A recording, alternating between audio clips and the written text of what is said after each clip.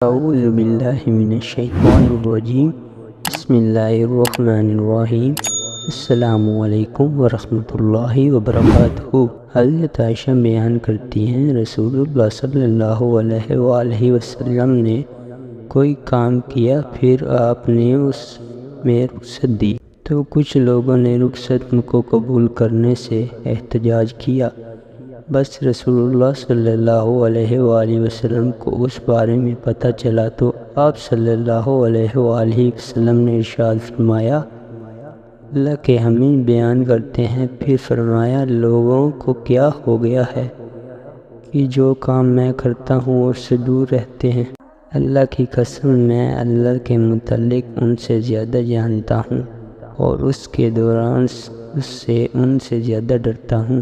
حضرت ابو امامہ رضی اللہ عنہ سے روایت ہے کہ کسی آدمی نے رسول اللہ صلی اللہ علیہ وآلہ وسلم سے دریافت کیا کہ ایمان کیا ہے۔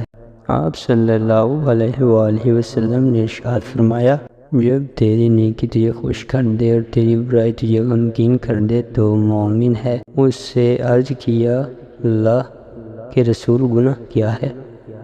آپ صلی اللہ علیہ وآلہ وسلم نے فرمایا، جب کوئی چیز دل میں کھٹکے تو اسے چھوڑ دو۔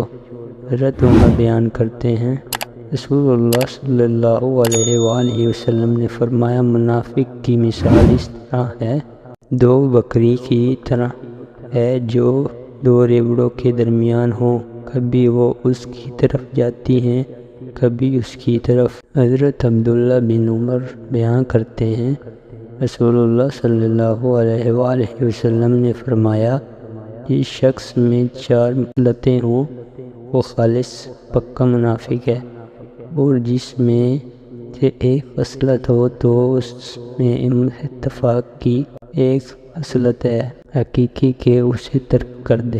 جب اس کے پاس امانت رکھی جائے تو اس میں خیانت کرے، جب بات کرے جھوٹ بولے، جب عہد کرے تو عہد شکنی کرے، اور جب جھگڑا کرے تو گالی گلوچ پر اتر آئے۔ متفق علیہ۔